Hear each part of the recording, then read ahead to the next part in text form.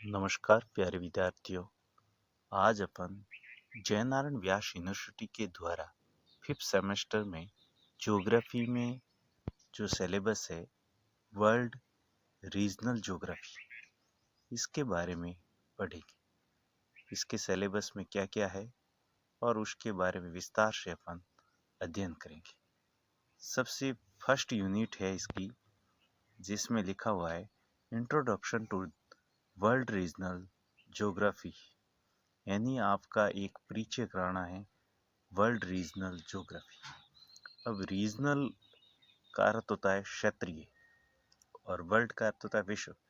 विश्व को अपन किस प्रकार अलग अलग क्षेत्रों में विभाजित कर सकते हैं और उसकी फिजियोग्राफी और उसकी वेजिटेशंस एंड सॉइल्स, यानी विश्व की क्षेत्रीय भूगोल में उसकी भौतिक संरचनाएं, वनस्पति और मृदा के बारे में। सबसे पहले अपन वर्ल्ड रीजनल ज्योग्राफी पढ़ रहे हैं तो संपूर्ण विश्व को अपन महाद्वीप के हिसाब से वर्गीकृत कर सकते हैं। बाकी इसका महाद्वीप को भी अपन क्षेत्रफल के आधार पर वर्गीकृत करते हैं। तो सबसे पहले एशिया महाद्वीप आता है, उसके बाद अफ्रीका महाद्वीप आता है, उसके बाद उत्तरी अमेरिका, दक्षिण अमेरिका, अंटार्कटिका, यूरोप और ऑस्ट्रेलिया। इस प्रकार उनका अपन वर्गीकरण कर सकते हैं। तो रीजनल ज्योग्राफी में अपन क्या है, संपूर्ण विश्व को महाद्वीपों में वर्गीकृत करते हैं और फिर प्रत्येक महाद्वीप की वनस्पति और वहाँ पाई जाने वाली मिट्टियाँ, वहाँ पाए जाने वाले खनिज, वहाँ पाए जाने वाले पर्वत, पठार, नदियाँ, झीलें, ठीक है, इनके बारे में अध्ययन किया जाता है। वहाँ के आर्थिक क्षेत्र क्या क्या है उसके बारे में। तो सबसे पहले अपने को ध्यान रखना है कि विश्व में रीजनल क्षेत्र कौन कौन से होंगे। 7 महाद्वीप हो जाएंगे, ये रीजनल सेंटर होंगे और वहाँ पर किस किस प्रकार की वनस्पति जो पाई जाती है। जैसे आप देखोगे कि संपूर्ण विश्व में वनस्पति पाई जाती है, जैसे उष्ण कटिबंधीय सदाबहार वनस्पति जो वन होते हैं वो भूमध्य रेखा पर पाए जाते हैं। भूमध्य रेखा पर आपको ध्यान है जो देश आते हैं, जैसे कांगो गणराज्य आता है, ब्राजील आता है। ब्राजील में भी आपने नाम सुना होगा अमेजन वन। अमेजन वन भूमध्य रेखीय वन है, उष्ण कटिबंधीय सदाबहार वन है और उसी को आपको ध्यान है पृथ्वी का फेफड़ा भी कहा जाता है, लंग्स ऑफ अर्थ कहा जाता है, क्योंकि ये जो ऑक्सीजन की मात्रा है लगभग 20% है वो उत्सर्जित करते हैं। इसी कारण ये जो वायुमंडल में जो ऑक्सीजन की मात्रा पाई जाती है, परसेंटेज पाया जाता है, उसके बराबर करता है ये उसका। तो इसके अनुसार अपन कह सकते हैं कि ये पृथ्वी का एक फेफड़ा कहा जाता है उसको। उसी प्रकार मरुस्थलीय वनस्पति भी पाई जाती है। विश्व में जितने भी मरुस्थल है, जैसे अटाकामा मरुस्थल है, कालाहारी मरुस्थल है, ग्रेट विक्टोरिया मरुस्थल है, सहारा मरुस्थल है, वहाँ पर वनस्पति पाई जाती है। फिर मैग्रो वनस्पति पाई जाती है जो समुद्री तटीय क्षेत्र है। फिर पर्वतीय वनस्पति पाई जाती है। पर्णपाती उष्णकटिबंधीय पर्णपाती वन होते हैं जिनको मानसूनी वन कहते हैं। फिर घास के मैदान पाए जाते हैं। तो आपको ही ध्यान है घास के मैदान शीतोष्ण कटिबंधीय घास के मैदान होते हैं, जैसे पेरीज है, उत्तरी अमेरिका में कहा जाता है पेरीज है। पम्पाज होता है जो अर्जेंटीना दक्षिण अमेरिका में पाया जाता है।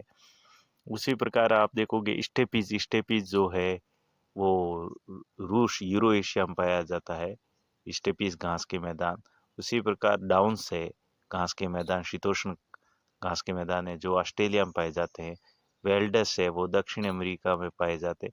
तो इस प्रकार जो वेल्डस है ना वो दक्षिणी अफ्रीका में पाए जाते हैं। उसी प्रकार आप घास के मैदान में भी उष्ण कटिबंधीय घास के मैदान भी होते हैं, जैसे सवाना होते हैं, सवाना घास के मैदान जो अफ्रीका में है। उसी प्रकार अ, टुंडा प्रकार की वनस्पति भी पाई जाती है। तो इस प्रकार वनस्पति विश्व में पाई जाती है, अलग अलग महाद्वीपों में अलग अलग प्रकार की वनस्पति पाई जाती है। उसी प्रकार आप मिट्टियों को भी देखोगे तो संपूर्ण विश्व में जो मिट्टी होती है, एल्पी सॉल है, एंडीसॉल है, एंटीसॉल है, हिस्टोसॉल है, इंसेप्टिसॉल है, वर्टिसॉल है, मॉलिसॉल है। आप ध्यान रखोगे विश्व में सबसे अधिक जो इंसेप्टिसोल मृदा पाई जाती है। और उसके अलावा देखिए लेटेराइट मृदा होती है, टेगा मिट्टी जिसको पॉडजोल मृदा कहा जाता है, टुंडा मृदा भी होती है। तो इस प्रकार मरुस्थलीय मिट्टी भी होती है। तो इस प्रकार संपूर्ण विश्व में अलग अलग देशों में या महाद्वीपों में वनस्पति भी पाई जाती है। तो इस प्रकार अपन देख सकते हैं, ये एक फिजियोग्राफी की पहली इकाई के बारे में अपन इसके बारे में जान सकते हैं। जब भी अपन देखेंगे दूसरी इकाई में दूसरी जो इकाई है, इसमें अपन यूरोप महाद्वीप, यूरोप की इकोनॉमिक यानी यूरोप की आर्थिक स्थिति, जिसमें एग्रीकल्चर पढ़ते हैं, पॉपुलेशन पढ़ते हैं, डिस्ट्रीब्यूशन और special study eastern and western Europe economic region. इसका अर्थ ये हुआ कि यूरोप की आर्थिक स्थिति को पढ़ना है, उसमें एग्रीकल्चर पढ़ना है।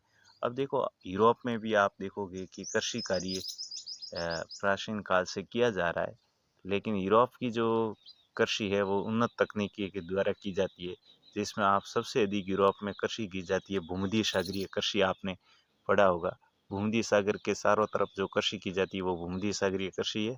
और वहाँ पर आप देखोगे कि खट्टे फल, संतरा है, माल्टा है, ये और अंगूर की खेती फ्रांस में और स्विट्जरलैंड में है, जर्मनी में है। तो इस प्रकार यहाँ पर खेती की जाती है, तो वो भूमध्य रेखीय खेती की जाती है। फिर पॉपुलेशन में जो एशिया महाद्वीप है वो पॉपुलेशन की दृष्टि से तीसरे स्थान पर आता है। यहाँ पर जनसंख्या स्थिर है, लेकिन विश्व की 9% जनसंख्या यहाँ पर पाई जाती है। और यूरोप में सबसे अधिक जनसंख्या है वो रूस में है, फिर जर्मनी में है, फिर फ्रांस में है। उसी प्रकार सबसे कम जनसंख्या है वेटिकन सिटी में है। तो इस प्रकार यूरोप में जनसंख्या है। और उसके आर्थिक क्षेत्र में आप देखोगे, जैसे जर्मनी का रूरल प्रदेश सबसे बड़ा आर्थिक क्षेत्र है, जिसको अपन कह सकते हैं कि यानी कोयला पेटी है, वो जर्मनी की कोयला पेटी है। वहाँ पर बड़े बड़े राइन, एक वहाँ नदी बहती है जिसको राइन नदी कहते हैं, और राइन नदी के हिसाब से वहाँ बड़े बड़े उद्योग स्थापित हो गए हैं। तो अपन इसके बारे में, जर्मनी में रूरल प्रदेश बहुत बड़ा औद्योगिक क्षेत्र है। उसी प्रकार आप ब्रिटेन में जाओगे तो मैनचेस्टर है, वहाँ पर जो सूती वस्त्र उद्योग है वो बहुत ज़्यादा है। तो इस प्रकार आप देखेंगे यूरोप में औद्योगिक क्षेत्र। इसी प्रकार अपन यूरोप में रोटी का डेलिया कहा जाता है, किसको स्टेपी क्षेत्र को, जहाँ गेहूँ उत्पादन अधिक होते हैं। उसी प्रकार आप देखोगे मिलान शहर है, इटली का मैनचेस्टर कहलाता है। तुरीन है, को इटली का डेट्रॉइट कहा जाता है। उसी प्रकार आप फ्रांस में देखोगे तो फ्रांस में भी एक शैंपेन नामक एक विश्व प्रसिद्ध शराब बनती है अंगूरों की। और लॉरेन एक लोहे ऐश का सबसे बड़ा भंडार है। और एक रेशम उद्योग में लील है, कृत्रिम रेशम उद्योग में, ठीक है ना। पेरिस भी फैशन में भी और विलासिता की सामग्रियों में बहुत प्रसिद्ध शहर है, जो यहाँ पर आया हुआ है। उसी प्रकार मैंने आपको लंदन के बारे में तो बता ही दिया है कि लंदन में जो सबसे अधिक सूती वस्त्र उद्योग भी है, और लंदन में एक जलपोत निर्माण उद्योग भी है। तो इस प्रकार आप देखोगे तो फ्रांस में भी, सॉरी लंदन में भी इस प्रकार उद्योग है। तो रूस है, रूस में भी काफ़ी उद्योग यहाँ पर है। तो इस प्रकार आप देखोगे कि यूरोप में भी औद्योगिक क्षेत्र है। फिर मैंने जनसंख्या के बारे में बता दिया है। यूरोप में जनसंख्या के स्थान पर ये तीसरा स्थान है। और यूरोप में सबसे अधिक जो जनसंख्या है यूरोप में, वो सबसे अधिक जनसंख्या रूस की है, और उसके बाद जर्मनी की है। कौन सी है? जर्मनी की। और सबसे कम भी मैंने वेटिकन सिटी बता दिया है। उसके बाद एग्रीकल्चर में मैंने भूमध्य सागरीय कृषि के बारे में बता दिया है। तो इस प्रकार यूरोप रीजन में इकोनॉमिक ये क्षेत्र आएंगे। उसके बाद जो तीसरी इकाई आएगी वो नॉर्थ अमेरिका और साउथ अमेरिका, ठीक है। तो इसमें भी आप देखोगे एग्रीकल्चर यानी south, north and south America economic, यानी उनकी आर्थिक स्थिति क्या है, उसमें सबसे पहले आता है एग्रीकल्चर। एग्रीकल्चर में आप देखोगे कि जो अमेरिका है, नॉर्थ अमेरिका है, वो कृषि में बहुत ही आगे हैं। और वहाँ पर आप देखोगे मक्का पेटी पाई जाती है, कपास पेटी पाई जाती है, गेहूं की भी पेटी वहाँ पर पाई जाती है। वहाँ बसंत काल के, शरद काल के 2 प्रकार के गेहूं उत्पादन किए जाते हैं। और पॉपुलेशन में भी चौथे और 5वें स्थान पर महाद्वीप है। जनसंख्या वैसे क्षेत्रफल बहुत अधिक है, तो जनसंख्या इनका घनत्व है वो बहुत कम है। तो इनका जो जनसंख्या घनत्व है वो 33 और 21 है। तो इस प्रकार आप देखोगे प्रति व्यक्ति वर्ग किलोमीटर में। तो इस प्रकार इस महाद्वीप की स्थिति ये है कि ये महाद्वीप है वो जनसंख्या के हिसाब से क्षेत्रफल अधिक है, और यहाँ पर जो कृषि की जाती है वो व्यापारिक कृषि की जाती है। बड़े फार्म होते हैं और उसमें कृषक है वो कम होते हैं, और इसमें प्रति व्यक्ति उत्पादन बहुत अधिक होता है। अधिकांशतः कार्य मशीनों के द्वारा किया जाता है कृषि में। तो ये इस प्रकार है। आप देखोगे सबसे अधिक यूरोप में जो जनसंख्या, उत्तरी अमेरिका में सबसे अधिक जनसंख्या यूएसए में भी है, और दक्षिण अमेरिका में सबसे अधिक जनसंख्या है वो ब्राज़ील में। कहाँ पर है? ब्राज़ील में। और अपने को पढ़ना भी ब्राज़ील और यूएसए के रेफरेंस में ही है इसको, तो आपको ये ध्यान होना चाहिए। तो ब्राज़ील में आप देखोगे वाल्सा एक नामक वहाँ की हल्की एक लकड़ी है जो उष्णकटिबंधीय क्षेत्र में पाई जाती है। ब्राज़ील, आप ये ध्यान रखोगे कि रबड़ उत्पादन का जो मूल पौधा है वो ब्राज़ील का ही है, रबड़ का पौधा। और विश्व में कहवा उत्पादन में सबसे अधिक उत्पादन है वो ब्राज़ील में होता है। कहवा के जो उद्यान होते हैं उनको फेजेंडा कहा जाता है। और ब्राज़ील में कहवा का सर्वाधिक उत्पादन साओ पोलो प्रदेश में होता है। उसी प्रकार आप देखोगे तो यहाँ पर सेंटोन्स एक बंदरगाह है जिसको कहवा बंदरगाह ही कहा जाता है। तो इस प्रकार यहाँ पर ये उत्पादन होता है। उसके बाद अर्जेंटीना है। अर्जेंटीना में पंपाज नाम के शीतोष्ण घास के मैदान है, वहाँ पर गेहूं की खेती सर्वाधिक की जाती है। तो इस प्रकार अपन ये यूरोप के बारे में भी, उत्तरी अमेरिका और दक्षिण अमेरिका के बारे में पढ़ सकते हैं। तो उसके बाद जो चौथी इकाई आएगी वो आएगी अफ्रीका महाद्वीप के बारे में पढ़ना। अफ्रीका महाद्वीप के बारे में जो चौथी इकाई है जिसमें अफ्रीका और दूसरा है ओशानिया। ओशानिया कहते हैं ऑस्ट्रेलिया। अफ्रीका और ऑस्ट्रेलिया की इकोनॉमिक स्थिति, इसमें agriculture, population distribution, special study of the Australia और desert and tribes of Africa और इजिप्ट। इजिप्ट बोलते हैं मिस्र को।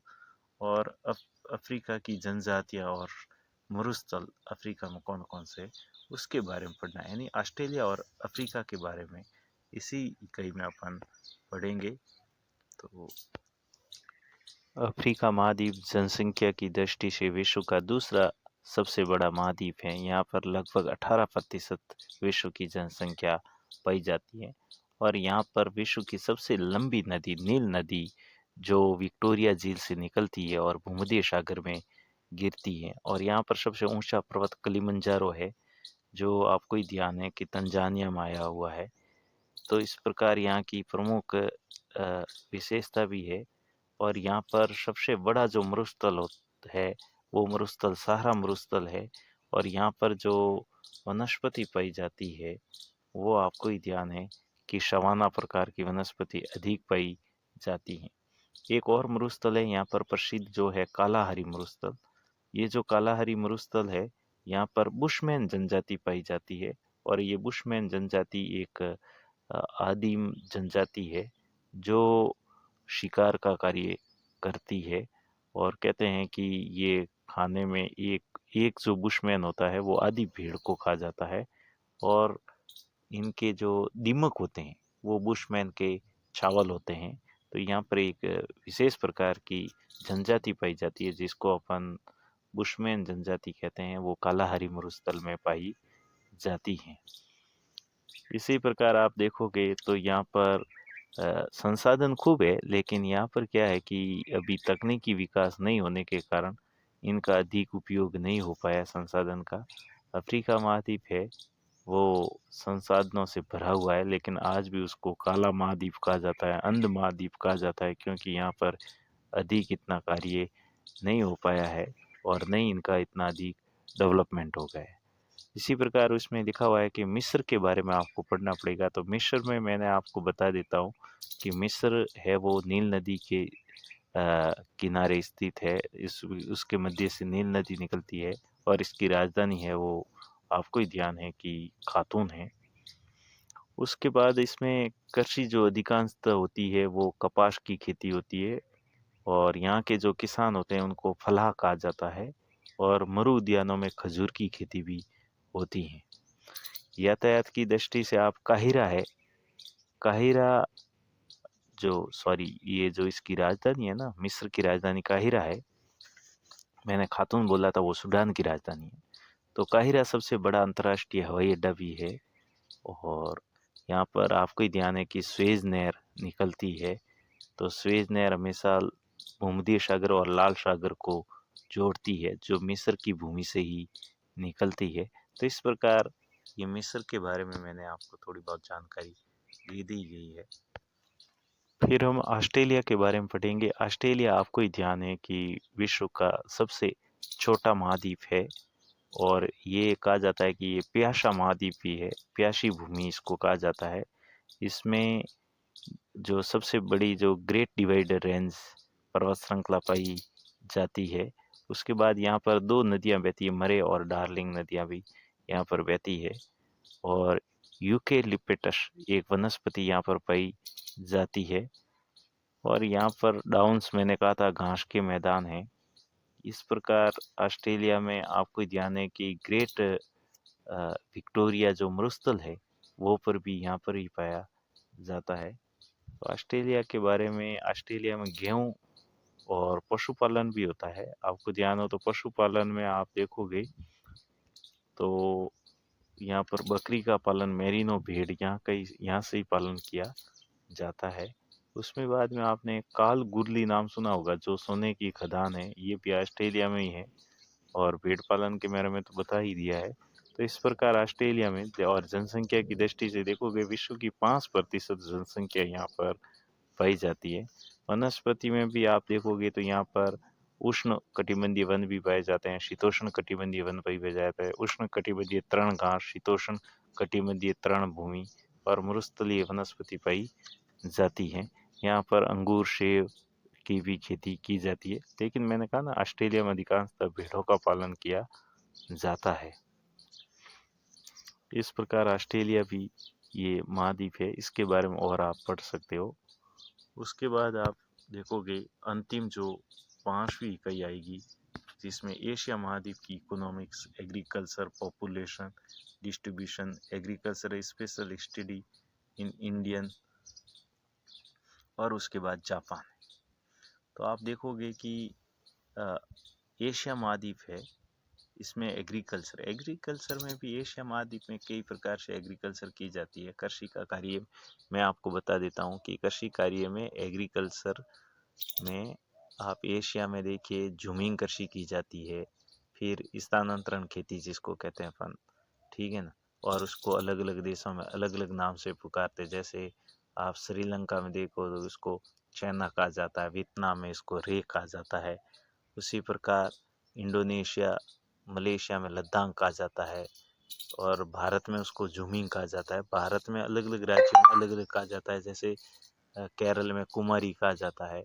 तो इस प्रकार अलग अलग राज्यों में उसको अलग अलग नाम से भी पुकारते हैं। जैसे हिमाचल में उसको खिल कहा जाता है, राजस्थान में उसको वालरा कहा जाता है। तो इस प्रकार की कृषि की जाती है और विश्व में सबसे अधिक जनसंख्या है वो एशिया महाद्वीप में ही पाई जाती है। लगभग जो एशिया महाद्वीप में जो जनसंख्या पाई जाती है वो 58.7% लगभग पाई जाती है और 156 व्यक्ति प्रति वर्ग किलोमीटर में रहते हैं। ये जो आपको डेटा बता रहा हूँ, वर्ल्ड पॉपुलेशन रिव्यू 2025 के अनुसार बता रहा हूँ। तो इसके अनुसार आपको ये ध्यान रखना है। और एशिया महाद्वीप में सर्वाधिक जनसंख्या वाले जो देश है वो भारत सबसे प्रथम आ गया अभी, फिर चीन, फिर फिर आप देखोगे इंडोनेशिया है, पाकिस्तान है, बांग्लादेश है, जापान है। तो टॉप 10 देशों में लगभग लगभग 6 देश है वो एशिया महाद्वीप के आते हैं। तो एशिया में सबसे अधिक जनसंख्या है। उसी प्रकार मैंने कृषि का कहा था, तो कृषि में मैंने कहा था कि स्थानांतरण खेती की जाती है, फिर यहाँ पर गहन कृषि भी की जाती है, निर्वाह कृषि भी की जाती है, व्यापारिक कृषि भी कुछ देशों में की जाती है, फिर अंग्रेजों के जो गुलाम रहे देश है वहाँ पर बागवानी कृषि भी की जाती है। तो इस प्रकार यहाँ पर कृषि की जाती है। भारत में जापान है, जापान में आप देखोगे तो जापान में जो कृषि है या फिर पॉपुलेशन है, जापान भी टॉप 10 देशों में आता है जनसंख्या की। जापान को वैसे निप्पन कहते हैं, सूर्योदय का देश कहते हैं, सुकुमार फूलों का देश या पूर्व का ग्रेट ब्रिटेन आदि इसको नामों से पुकारा जाता है। यहाँ पर लगभग 3,900 द्वीप हैं, 4 बड़े द्वीप हैं, होन्शु, हेडोको, क्यूशो, शिकोको, ये द्वीप है। जो होन्शु द्वीप है ये जापान का सबसे बड़ा द्वीप है और क्वांटो यहाँ पर जो मैदान है, जो औद्योगिक पेटी है, वो इसी में स्थित है। फ्यूजिमा सबसे बड़ी ज्वालामुखी है यहाँ पर, ठीक है ना। तो इस प्रकार ये यहाँ पर जो जलवायु पाई जाती है वो मानसूनी जलवायु पाई जाती है, जिसको शीतोष्णी मानसूनी जलवायु भी कहा जा सकता है। और रेशम उत्पादन में जापान का प्रथम स्थान लगता है। उस प्रकार आप देखोगे तो टोक्यो जापान की राजधानी है और यवाटा जापान का पिट्सबर्ग कहा जाता है। पिट्सबर्ग का अर्थ होता है कि विश्व में सबसे पहले लोहे का जो उत्पादन हुआ था वो सबसे पहले अमेरिका के पिट्सबर्ग में हुआ था। आज भी अमेरिका के पिट्सबर्ग को लोहे का जंग का कटोरा कहा जाता है, क्योंकि वहाँ जो निम्न क्वालिटी का लोहा निकलता था और आज उसको लोहे का कटोरा कहा जाता है। उसी प्रकार ओसाका है जो जापान का मैनचेस्टर कहलाता है और नगोया है वो जापान का डेट्रॉइट कहलाता है और जापान का ब्रेडफोर्ट कहा जाता है नगोया को ही। उसी प्रकार आप कॉम्बे, नाकासाकी, योकोहामा, ये भी औद्योगिक क्षेत्र है, ये जो सब जापान के हैं। तो इस प्रकार आपको ध्यान रखना है। अगर इसको आप उत्तर से दक्षिण की तरफ आओगे तो द्वीप ऐसे हेडोको सबसे पहले द्वीप आएगा, फिर होन्शु आएगा, फिर शिकोकू द्वीप आएगा, फिर क्यूशो द्वीप आएगा। तो इस प्रकार इनका वर्गीकरण किया गया है। तो उसके बाद भारत है। भारत में तो आप ध्यान ही है कि भारत देश में किस प्रकार की मिट्टी पाई जाती है, किस प्रकार की वनस्पति पाई जाती है। तो भारत की तो मैंने आपको पहले से ही जो थर्ड सेमेस्टर का मैंने एक वीडियो बनाया हुआ है उससे आप देख सकते हो। तो इस प्रकार आप रीजनल ज्योग्राफी के बारे में इस सिलेबस को मैंने पढ़ाने का प्रयास किया है। यदि आपको हमारे पढ़ाया हुआ आपको अच्छा लग रहा है तो आप चैनल को सब्सक्राइब करें। Thank you.